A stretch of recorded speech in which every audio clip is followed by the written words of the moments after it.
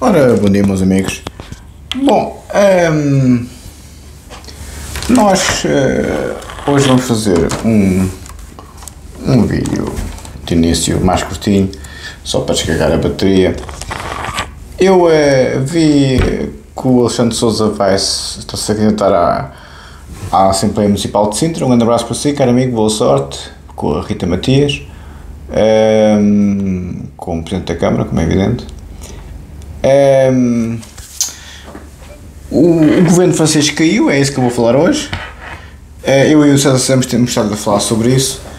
Se a Europa está a cair toda, o meio Milei também teve problemas, como sabem.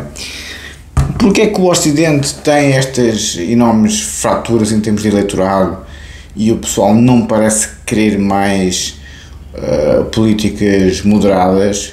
A imigração. Sempre a mesma conversa. A imigração. A imigração é o grande problema da Europa nos dias de hoje. Mesmo nos países que a imigração está fortemente monitorada do ponto de vista das fronteiras, o pessoal queixa-se muito. Aqui deste lado muito, o pessoal queixa-se muito do número de imigrantes. Os países árabes são espertos, mandam fora os indesejáveis. Os países africanos é o que a gente sabe em termos de pobreza, e a América do Sul também. E a Europa, como é a terra do Voltaire, do Aristóteles e do Platão e companhia limitada, são os choninhas. Eu sou apologista que o governo caiu em França justamente porque a França está um pardieiro. A França foi mesmo um extremo. A França e a Inglaterra está mesmo um extremo em termos de perninha aberta. Qual é a solução? Política de pontos. No sistema migratório de pontos, em que as pessoas vão acumulando pontos em termos de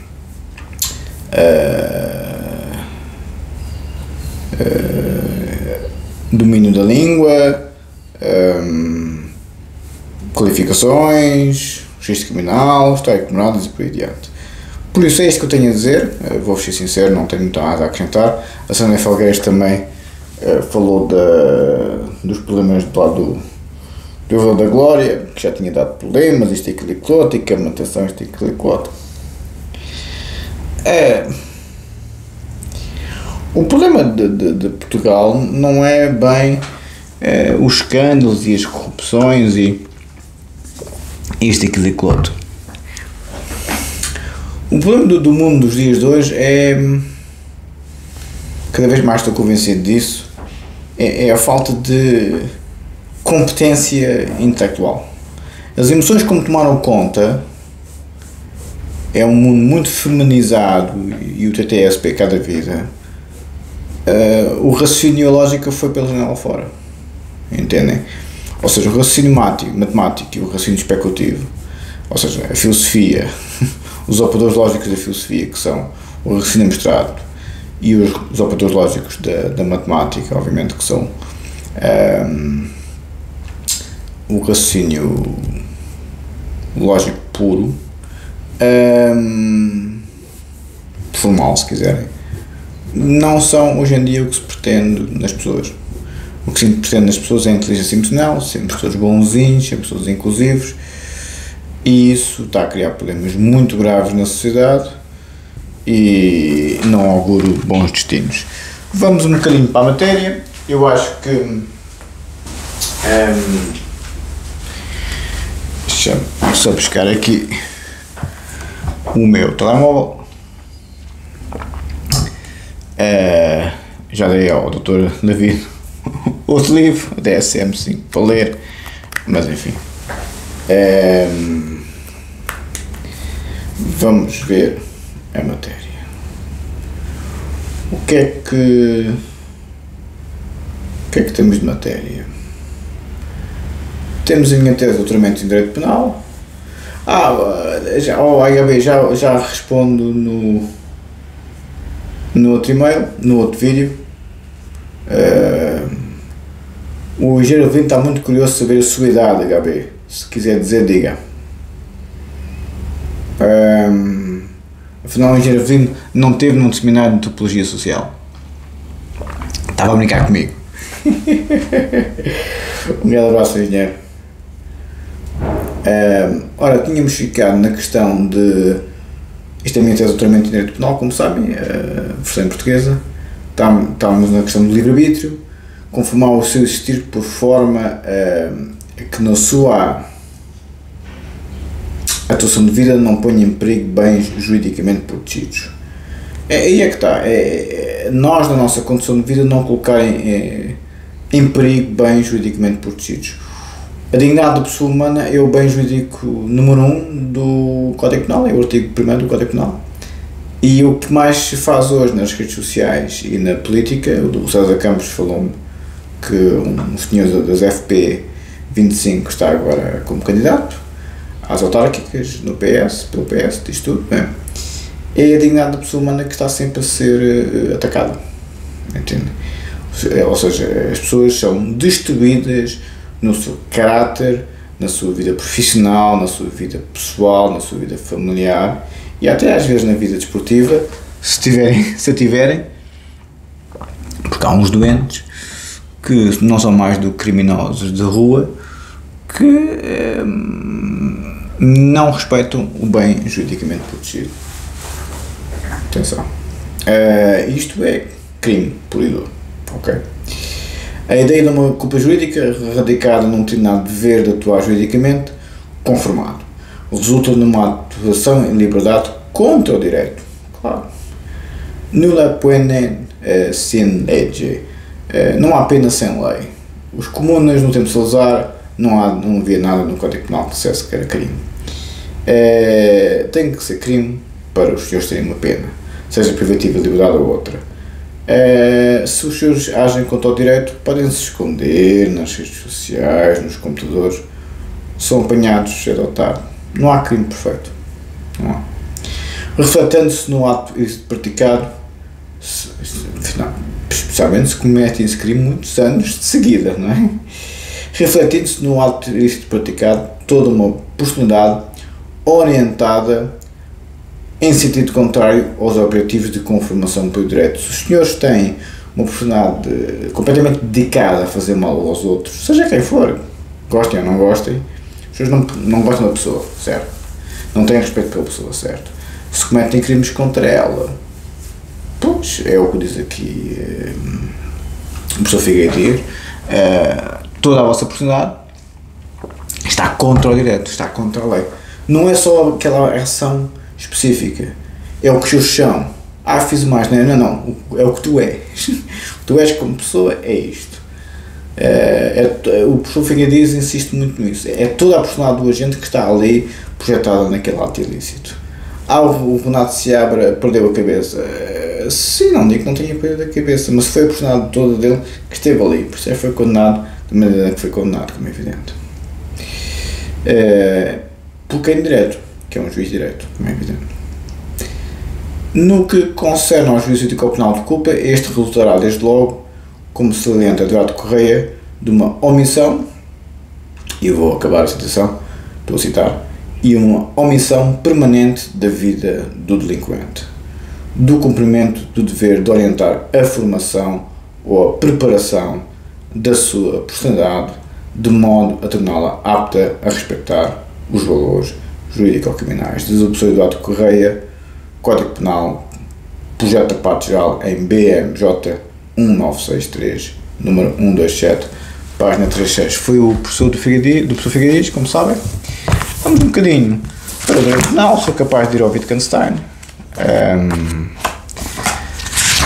Estamos no prefácio da primeira edição. Acabamos? Não, já estávamos na leitura da doutrina. Doutrina geral do crime do professor Figueiredo Dias. Parágrafo 2, o conceito de direito penal. Considerando a dupla categoria de efeitos jurídicos previstos por este ramo de direito, o designativo de direito penal surge como demasiado estreito. Para efeito de designação, melhor pareceria dar relevo, antes que a uma só das espécies de consequências jurídicas, a pena, ao conjunto dos pressupostos de que aquela consequência depende. O crime, chamada a esta disciplina direito criminal. Assim, Beleza dos Santos, introdução, página 261, e Eduardo Correia 1, número 1. Sim, realmente a possibilidade de correr publicou os livros dele com o direito criminal, não o direito penal. Como dissemos, porém, as medidas de segurança ligam-se a comportamentos levados a cabo sem culpa, em todo o caso, independentemente da consideração dela. Ficamos por aqui. É um vídeo curtinho. Código de Processo Penal, volume 1.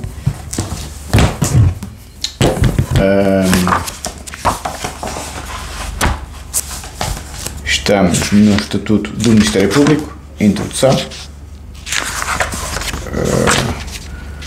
Estatuto do Ministério Público, na introdução do Código de Processo Penal, Lei nº 8746, de 15/2, alterada pela Lei nº 290, de 20/1, Lei nº 2392, de 20/8, pela Lei nº 1094, de 5/5, Lei nº 6098, de 27/8, Lei nº 3 de 2005, de 29/8. Estatuto dos Advogados, Lei nº 15 de 2005, 26/1. Estatuto da Polícia Judiciária, Decreto-Lei 275-A 2009/11. Estatuto dos Solicitadores, Decreto-Lei número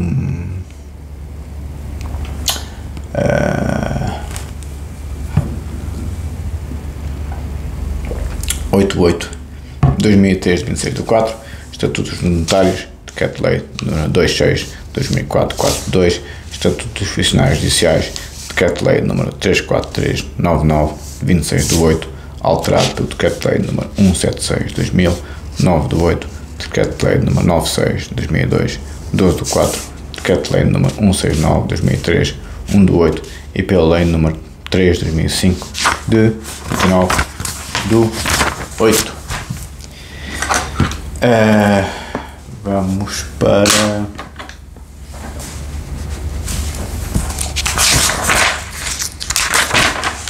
o Código de Processo Penal na sua introdução. Igualmente se cuidou de analisar os resultados alcançados pelas aturadas investigações criminais empreendidas em alguns daqueles países e que incidem sobre a ação das diferentes instâncias que integram o sistema formal de controle da criminalidade. Ficamos por aqui, senão já está a pescar. Estou a fazer um videozinho curtinho que é para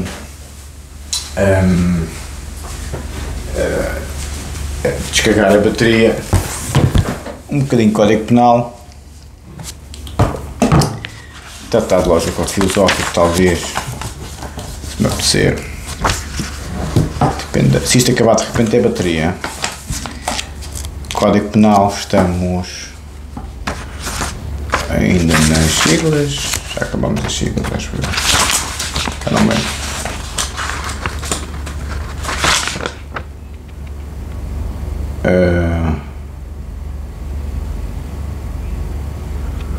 CSM, Conselho Superior de Magistratura, CT, Código de Trabalho, CTF, Cadernos de Técnica Fiscal, CN, Código Notariado, CVM, Código dos Valores Mobiliários, DAR, Diário da Assembleia da República, DD, Desporto e Direito, DDC, Documentação em Direito Comparado, Lisboa, 1980, DGRS, Direção-Geral da Reinserção Social, DGSP, Direção-Geral dos Fiscais Profissionais. Ficamos no DCIAP. Código Penal, estamos na introdução,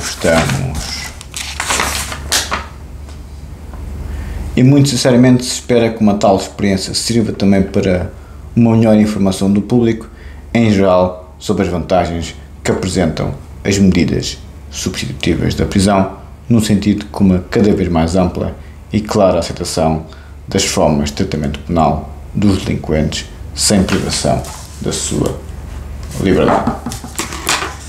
Vamos para o articulado da lei.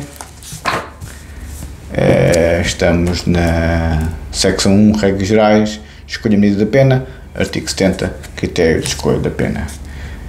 Anabela Almeida Rodrigues, critério da escolha das penas de substituição no Código Penal Português.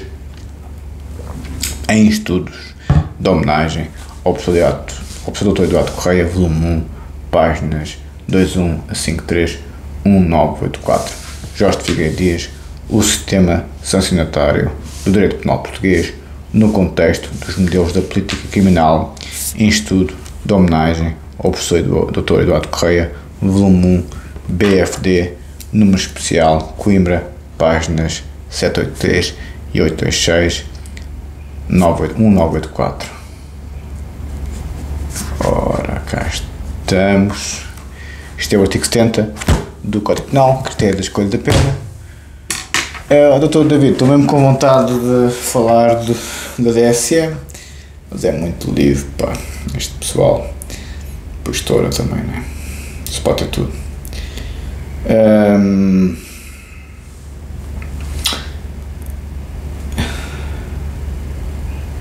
Tínhamos ficado. Pá, a ideia, a gente por acaso já estamos a ler a paideia, como sabem, e eu não vos tenho falado da paideia, que, como sabem, é o Código Civil da Europa. Fica para a próxima. Do mundo ocidental, por assim dizer. Ora, aqui o tratado lógico-filosófico, para a gente concluir.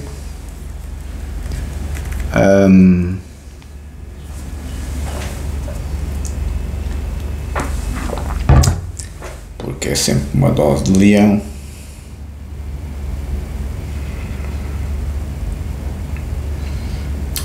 Ora, tínhamos ficado já a ler as proposições do tio Wittgenstein. Este é o código lógico dos dias de hoje. Não há nada mais perfeito que isto do ponto de vista da articulação entre a filosofia e a matemática. E eu já estava a ler o tratado em si.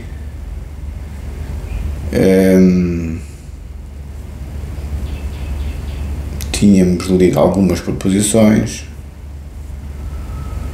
a introdução do tio Bertrand Russell, que é outro tratado.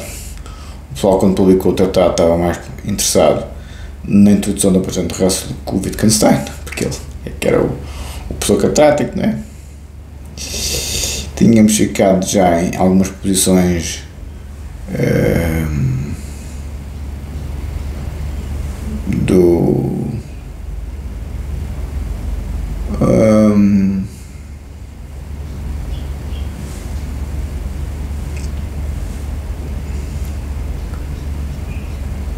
do contexto da relação dos objetos e tal. Vou só dizer uma proposiçãozinha e depois acabo. Exatamente, tínhamos chegado aqui. 2.021 parece igualmente um acidente se a uma coisa que pudesse existir por si se ajustasse ulteriormente uma situação. Se uma coisa pode ocorrer num estado de coisas, então esta possibilidade tem que existir nela. O que é lógico não pode ser apenas possível. A lógica trata de cada possibilidade e todas as possibilidades são os seus fatos, assim como nós não podemos pensar objetos espaciais fora do espaço e objetos temporais fora do tempo, assim também não podemos pensar em nenhum objeto fora da possibilidade da sua conexão com outros. Se posso pensar um objeto em conexão com um estado de coisas, então não posso pensá-lo fora da possibilidade dessa conexão. Um abraço.